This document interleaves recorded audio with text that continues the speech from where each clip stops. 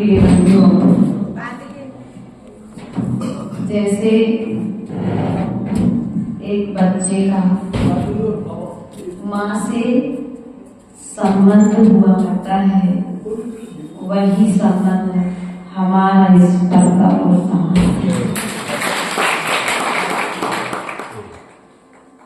अब विमला मापू जी ऐसा क्यों कह रहे हैं माता जी? आप जानते हैं विमला जी को, तो जानते होंगे। उन्हीं से शुद्धोपयोग सागर महाराज की जो धर्म की माता बनी थी उस समय भैया अभिनंदन की इच्छा। वास्तविकता में जब जब साधना के क्षेत्र में उतरते हैं, विचार करते हैं कि जीवन की विपरीत परिस्थितियों ने जब आकर के हमको घिरा, तो कहीं ना कहीं विमला जैसी माताओं ने खड़े होकर के जीवन को संभाला। क्योंकि विपरीत परिस्थितियां कर्म किसके जीवन में काम आए इसका चिराग भी कोई भरोसा नहीं है। लेकिन यह वह प्रताप समाज है, क्योंकि देखो धन देने वालों को कुछ समय याद किया जाता है, तन से सेवा करने वालों को और मन से सेवा करने वालों को साधु जीवन भर। यहाँ पर एक वही समाज है जहाँ पर विमला माता, इनके साथ में आप लोग हमसे तो कम परिचय होंगे, क्योंकि हमारा कक्ष से निकलना भी उस समय स्वास्थ्य इतना विपरीत हो गया था कि परिचय नहीं हो पाया था। लेकिन आपकी वो चाहत जो अभी आलिका ओम श्री माता जी के साथ में है, उन्हें बिटिया जिसका बड़ा दिया उन्होंने विदा कर दिया यहाँ से, वो और विमला माता के साथ और भी छोटे छोटे बच्चे सब जुड़े हुए थे। वास्तविकता में ऐसा करें कि प्रतापपूर्ण उस कोरोना काल में हमको एक नया जीवन यहाँ पर मिला था, और नई श्वासों के साथ में जब जीवन मिला तो हमने बस यही विचार किया था कि अब जीवन मिल गया है, इस जीवन को महाव्रतों के साथ में जीकर के समापन की ओर लेकर के जाना है। प्रिय बंधुओं, श्वासें सबके लिए मिली हैं, लेकिन हम इन श्वासों को कहाँ पर उपयोग कर रहे हैं? श्वासें भी श्वासें हैं तो जीवन है, श्वासें चलना बंद हुई कि जीवन भी श्वास है ना सबको। ऐसा नहीं कि श्वास से बंद हो जाए और आपका जीवन चलता रहे, ऐसा तो नहीं है। बस हम आपसे ही कहना चाहेंगे, जब तक तुम्हारी श्वासें चल रही हैं तब तक अपने जीवन को संयम की ओर अग्रसर किए रहना। संयम के बल पर तुम्हें जीवन का सार समाधि मरण रूप में प्राप्त हो जाए। मरण सब चाहते हैं, लेकिन मरण के साथ साथ में इस मरण को समाधि मरण की ओर लेकर के जाना है। कहाँ पर लेकर के जाना है? बोलो तो समाधि मरण। आपने माता जी के यहाँ चतुर्मास कराया ना, तो माता जी इतनी साधना कर रही, सूक्ष्मता से महाव्रतों का पालन स्वयं भी कर रही और श्रावकों को भी करने की प्रेरणा दे रही। क्यों? इसका अंतिम रहस्य आपको मालूम पड़ा? तो हमने पूछा माता जी से, अभी पवित्रवती माता जी के पास में थे, तो पूछा तो माता जी बोली कि हम जितना पालन कर रहे हैं तो हम तो अपनी कर्म की निर्जरा करके अंतिम लक्ष्य सिद्ध अवस्था को समय के साथ में प्राप्त करेंगे, लेकिन हमारे साथ साथ ये श्रावक जो हमारी सेवा कर रहे हैं वे भी कम से कम इस मार्ग पर आगे बढ़ने का पुरुषार्थ करेंगे, तो कभी ना कभी हमारे साथ श्रद्धा जाकर के विराजमान। गुरु की भावना क्या होती है? आप लोग डरते हो नियम से, क्या करते हो आप लोग नियम से? वे तुम्हारे लिए नियम नहीं दे रहे हैं, तुम चाहते हो कि गुरु का सानिध्य तुम्हें सदा मिलता रहे, गुरु का साथ तुम्हें सदा मिलता रहे। तो वो कहते हैं इस जन्म में तो हमारा साथ मिला ही है, लेकिन अगले जन्म में भी तुम्हें तुम्हारा साथ संयम के साथ बना रहे। तो जन्मों जन्मों तक संयम के साथ कहाँ पर रहेंगे? फिर कहाँ जाना है सबको? घर? समय हो गया? नहीं हुआ अभी? नहीं हो जाए तो बता देना, क्योंकि घर जाना है। आप लोगों को घड़ी दिख रही है, लेकिन ध्यान रखना घर तुमको भी जाना है और घर हमको भी जाना है। जाना है कि नहीं जाना? लेकिन तुमको चूना मिट्टी के मकान में जाना है, हमको अपने आत्मा के प्रदेशों में प्रवेश, मुझे अपने निज घर की यात्रा प्रारंभ करनी है।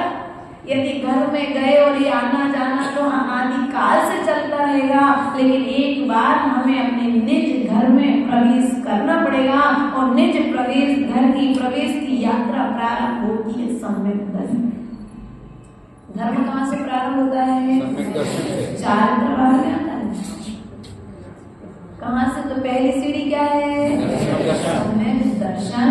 सम्यक दर्शन के बल पर मोक्ष मार्ग की यात्रा प्रारंभ होती है और हम पंचम काल के श्रावक धन्य हैं कि इस पंचम काल में हमें देव शास्त्र और गुरु की मुद्रा को बताने वाले निर्वृत्त गुरुओं के दर्शन करें। और उनके दर्शन करते करते यदि हमने सम्यक दर्शन को प्राप्त कर लिया तो निश्चित ही हमारे लिए स्वर्ग और स्वर्ग से सिद्धालय जाने में समय नहीं लगेगा। आचार्य भगवंत स्वामी ने अष्टबाहुर ग्रंथ राज में कहा है, दंसन भट्टा भट्टा दंसन भट्ट सड़कची डिब्बारा। क्या? दंसन भट्टा भट्टा दंसन भट्ट सड़कची डिब्बाणम सिद्धंती चरि भट्टा दंसन भट्टाण सिद्ध। समझ में आई बात? नहीं आई? बता दो, बता देते। प्राकृत की गाथा है, आचार्य कुंद कुंद स्वामी ने लिखी है। दंसन भट्टा भट्टा अर्थात जो सम्यक दर्शन से भ्रष्ट है। किससे भ्रष्ट है? अरे हमने इसलिए पूछ लिया था कि हो सकता माता जी से प्राकृत सीख ली हो, तुमको समझ में आ गई हमारी बात, इसलिए पूछा था। अर्थात दंसन भट्टा भट्टा जो सम्यक दर्शन से भ्रष्ट है। किससे भ्रष्ट है? किससे भ्रष्ट है? पीछे वालों को आवाज आ रही ना? जो सम्यक दर्शन से भ्रष्ट है वह भ्रष्टों में भी भ्रष्ट है। किसमें भ्रष्ट है? अगर आपने कोई नियम लिया और धूके से टूट गए तो अरे भैया हमको तो भ्रष्ट कर दो। क्या बोलते हैं आप लोग?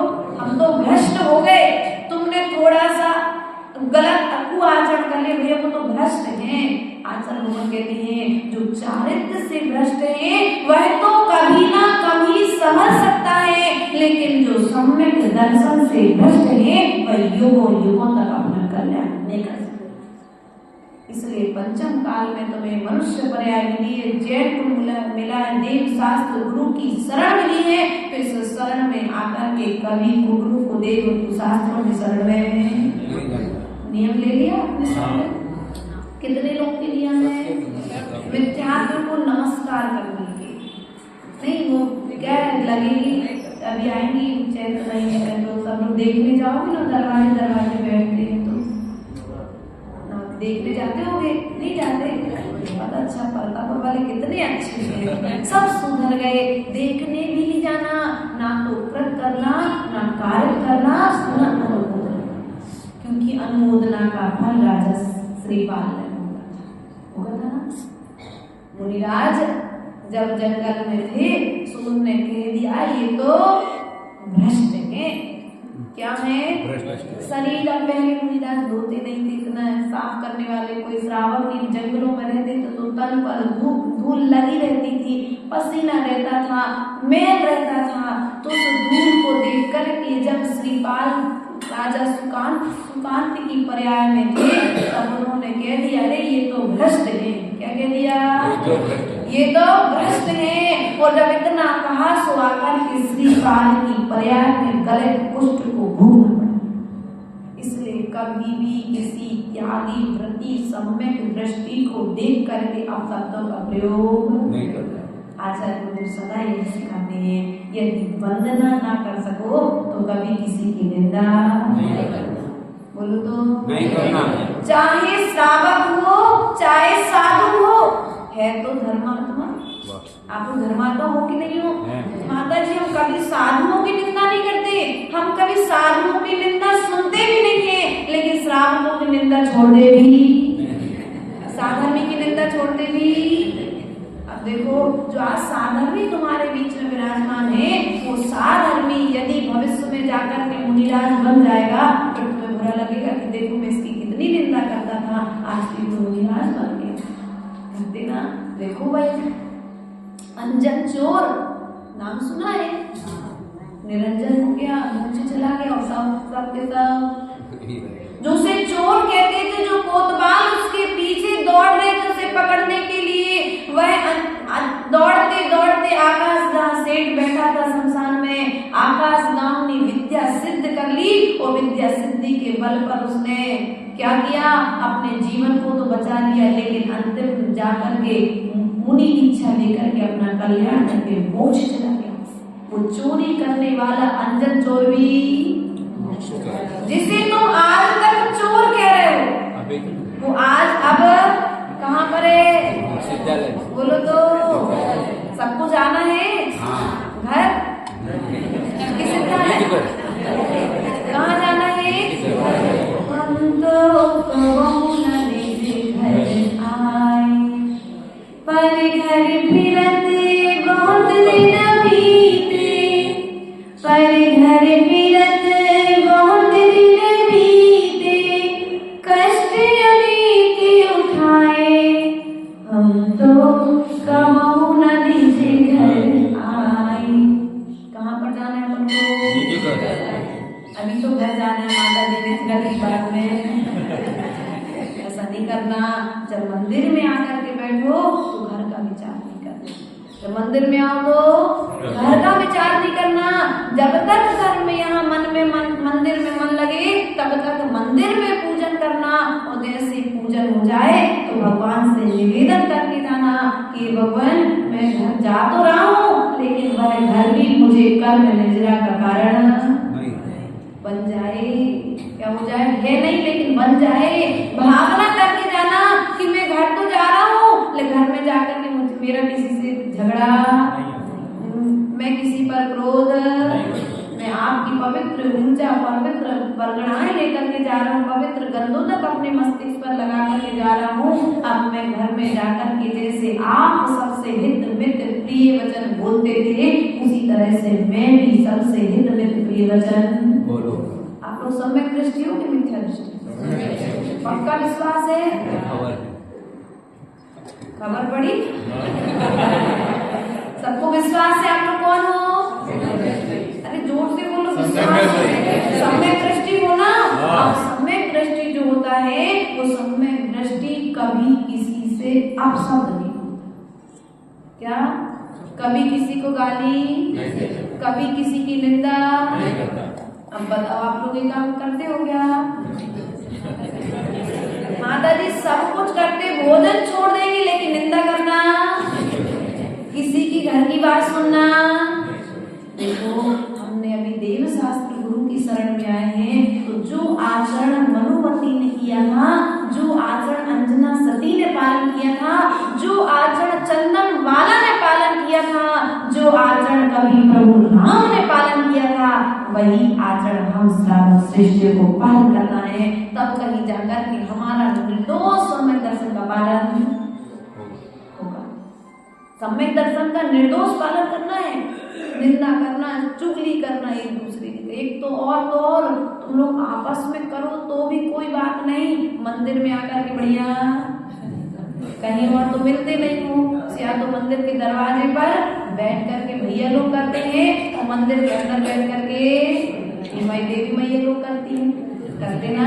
ऐसा नहीं करना, क्योंकि ये जिनालय हमारे लिए कर्म निर्जरा के लिए। क्या है ये? आचार्य गुरुदेव कहते हैं, जो जिनालय के आंगन में एक बार आकर के विराजमान हो जाता है, वह जीव सिद्धालय के आंगन में जाकर के विराजमान हो जाता है। इसलिए अपन को सिद्धालय के आंगन में विराजमान होना है ना। सिद्धालय जाना है कि नहीं जाना? डाउट में हो क्या कुछ? सीढ़ी बनाई है, 10 सीढ़ी, ज्यादा नहीं है, माता जी ने बताया होगा। सिद्धालय के कितने जीना है? 10 जीने हैं, और 10 जीनों पर तुम्हें धीरे धीरे क्रमबद्ध तरीके से चढ़ना। तुम सोचो कि सीधा पहली सीढ़ी पर पैर नहीं रखे तो सीधे 10वें पर पहुंच जाए, और 10वें से सीधे महल में प्रवेश करें, तो ऐसा कोई स्थान नहीं। पहली सीढ़ी कौन सी है? सम्यक दर्शन की। सम्यक दृष्टि के कितने गुण होते हैं? बोलो तो। आप सब सम्यक दृष्टि हो ना। हमको तो भैया 28 मूल गुण बताए हैं आचार्य परमेष्ठी ने, तो सम्यक दृष्टि भी कितने मूल गुण बताए? 8। कौन कौन से गुण हैं? निर्संगित, निर्वांछित, निर्विचिकित्सा, समदृष्टि, उपगमन, स्थिरीकरण, वात्सल्य और आप सब यहाँ पर बैठे हो ना, ये आपके वात्सल्य अंग का प्रतीक है। तब कहीं जाकर के जिस शासन की प्रभावना हो रही है। अगर वात्सल्य ना होता तो आप यहाँ पर आते क्या? आपको हमसे प्रेम नहीं है, ये भी ध्यान रखना, डाउट भी नहीं लेना। हमसे प्रेम है क्या? नहीं, हमसे प्रेम नहीं है भैया, माँ जनवाणी से प्रेम है। हम माँ जनवाणी सुना रहे हैं, इसलिए आप लोग यहाँ बैठे हो। यदि जनवाणी नहीं सुना रहे हो तो आप लोग अपने अपने घर। यही तो सम्यक दर्शन का पहला चिन्ह है। क्या है पहला चिन्ह? जिनवाणी खुली, जिनवाणी सुनाने के लिए साधु तुम्हारे बीच में विराजमान है। और आपने कहा भैया घर तो रोज जाते हैं, भोजन तो रोज बनाते हैं, भोजन तो रोज करते हैं, दुकान तो रोज जाते हैं, लेकिन हम 10 मिनट जिनवाणी सुनकर के अपने घर में ही नहीं रहा। इसलिए जो सम्यक दृष्टि के आचार्य भगवान ने कहा है कि दर्शन में जो दर्शन से जो भ्रष्ट है वह भ्रष्टों में भ्रष्ट है, और जो चारित्र से भ्रष्ट है, किससे भ्रष्ट है? चारित्र से भ्रष्ट है। और चारित्र से भ्रष्ट होने वाला श्रावक साधु तो कभी न कभी अपना कल्याण कर सकता है, लेकिन दर्शन से भ्रष्ट होने वाला श्रावक हो चाहे साधु हो, वह युगों युगों तक कभी अपना कल्याण नहीं कर सकता है। इसलिए पंचम काल में तुम्हें कुछ प्राप्त करना है तो मात्र एक चीज को प्राप्त कर लो, सम्यक दर्शन। उस सम्यक दर्शन का निर्दोष पालन कर लो। हम लोग से श्रावक पूछते माता जी आप सामायिक में क्या करते हो? भैया हम सामायिक में कुछ नहीं करते, कोई बड़े बड़े पाठ नहीं करते, कोई बड़ी बड़ी जाप नहीं करते। हम तो उन सीता का चिंतन करते हैं, उन राम का चिंतन करते हैं। धन्य है उनका सम्यक दर्शन कि पिता ने घर से बाहर वन में जाने के लिए उन्होंने विचार कर लिया, 14 वर्ष तक वन में रह लिया, लेकिन अपने पिता के विषय में एक अपशब्द नहीं कहा। क्यों नहीं कहा? क्योंकि कर्म सिद्धांत पर पक्का विश्वास था। किस पर विश्वास था भैया? पिता पर विश्वास नहीं था, माँ पर विश्वास नहीं था, भाई पर विश्वास नहीं था, बहन पर विश्वास नहीं था।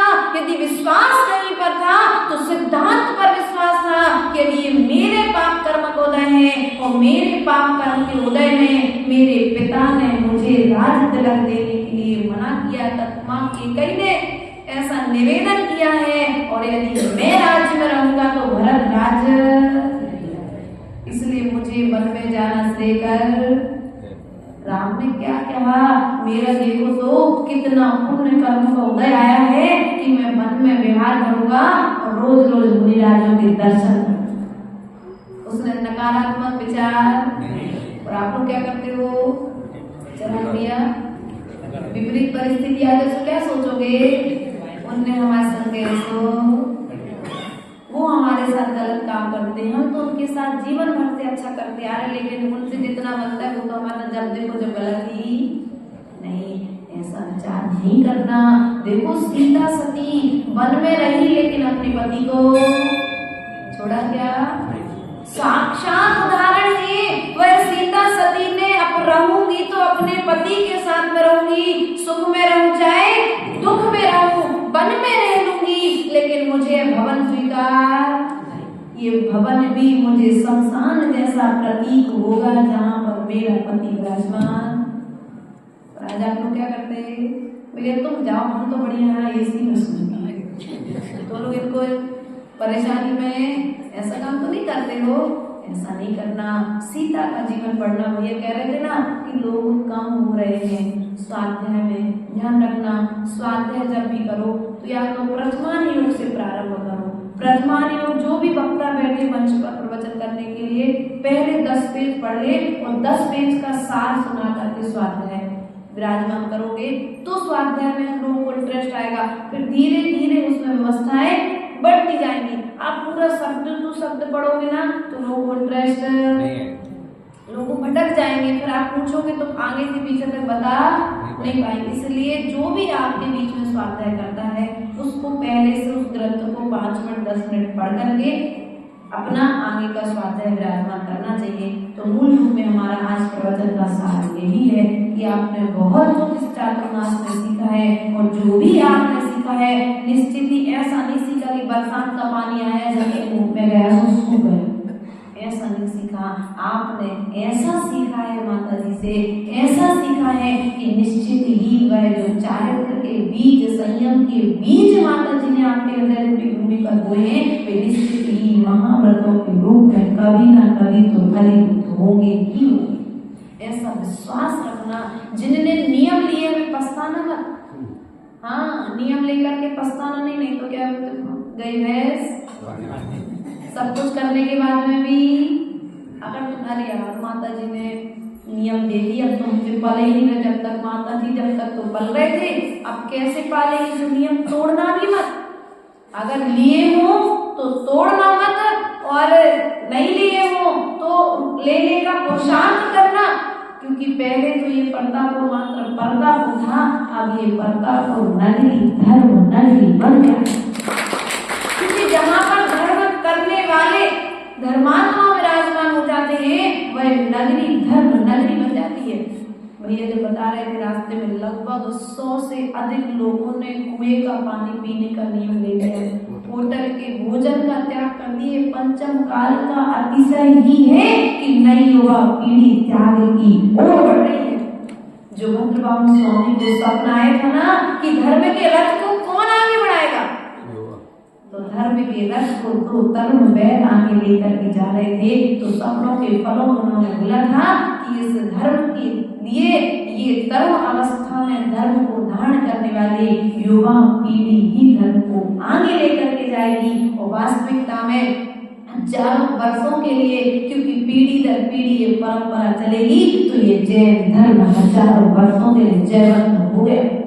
ये मंदिर कितने साल तक रहेगा? 100 साल, 200 साल, 50 साल, इससे ज्यादा तो नहीं रहेगा ना।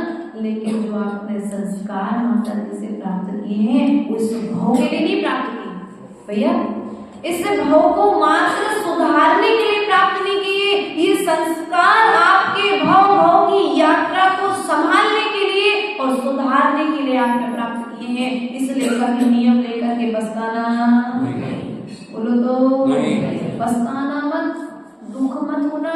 दूसरे से कहने नहीं जाना, अरे मेरा बेटा तो लेने नहीं जा रहा था, वो तो माता जी ने दे दिया, भैया हम पास एक्स्ट्रा नहीं है, नियम में तो और को बटा रहा है। हम लोग तो भैया पात्र देखते हैं। छत्र चूड़ामणि ग्रंथ में आचार्य भगवंत ने कहा है, जो पात्र हो उस पात्र के लिए ही ज्ञान देना। यदि कुपात्र के लिए ज्ञान दोगे तो जैसे कुत्ते को पिलाया गया घी कोई काम का नहीं रहता ना, उसी प्रकार से यदि कुपात्र को दिया गया ज्ञान भी तुम्हें कोई भविष्य में कार्य करने वाला। इसलिए जो भी तुमने नियम लिए हैं, जो भी संयम धारण किया है, वास्तविकता में आपके सम्यक दर्शन का, सम्यक ज्ञान का और सम्यक चारित्र का प्रतीक है। यह निर्मल भावनाएं आपके जीवन में सदा बनी रहे। इस समाज में आचार्य गुरुदेव कोरोना काल में थे तो सबने, पूरी युवा पीढ़ी ने मिलकर के वो 4 महीने, वो 18 मार्च से लेकर के पूरा जब तक चातुर्मास के लिए बिहार नहीं हो गया, पूरा सबने संभाला था। वह दिन याद आते इसी प्रांगण में जब आचार्य गुरुदेव के साथ हम लोग बैठते थे, स्वाध्याय होता था। गर्भालय में दिन भर गर्मी के दिन निकल जाते थे, शाम को छत पर स्कूल वाली बिल्डिंग में हम लोग माता जी रुके हुए थे। उस समय बहुत अच्छा आप लोगों ने साथ दिया था, क्योंकि याद उन्हें नहीं करते जो साथ में चलते हैं, जो विपरीत परिस्थितियों में साथ देते हैं, उन लोगों को सदा याद किया जाता है। और उस विपरीत परिस्थिति में कोरोना काल में जहाँ पर लोग डर रहे थे क्या होगा कैसे होगा, लेकिन भारतवर्ष में जहाँ जहाँ पर साधु संत विराजमान थे, वहाँ की समाज ने कमर कस ली थी बिल्कुल कि हमारे जहाँ पर हमारा बड़ा संघ जरूर है, लेकिन हम इस पूरा विपरीत परिस्थिति में साधु को बिहार। और यहाँ पर हमने बहुत अच्छा आचार्य गुरुदेव का सानिध्य प्राप्त किया था। प्राप्त करने के पश्चात में ओम श्री माता जी का चातुर्मास भी कराया था। और चातुर्मास की उपलब्धि देखो, 2 लोग पहले 4 लोग चले गए, अभी संजय भैया जाने वाले हैं, चाहत दीदी चली गई, हिमानी सुहानी भी, अभी भी किसी का विचार हो जा सकता है। देखो विज्ञानवती माता जी यही अभी बहुत सारी माता जी लोग यहाँ पर हैं, आचार्य परमेश्वरी भी यहाँ पर हैं। यदि मोक्ष मार्ग की ओर तुम्हारे भाव है तो देर चौका लगाने वालों की चिंता नहीं करना। हाँ, नहीं तो माता जी हम चौका लगाएंगे, जिनको दीक्षा लेना वो दीक्षा ले लो भैया, तुम तो दीक्षा लेने का विचार करना, नियम लेने का प्रयास करना, निश्चित ही तुम्हारा समय दर्शन स्थिरता को प्राप्त होगा और यही समय दर्शन तुम्हारे ज्ञान और चारित्र वृद्धि करके मोक्ष मार्ग की ओर लेकर के जाएगा। बोले परम पूज्य आचार्य विवाह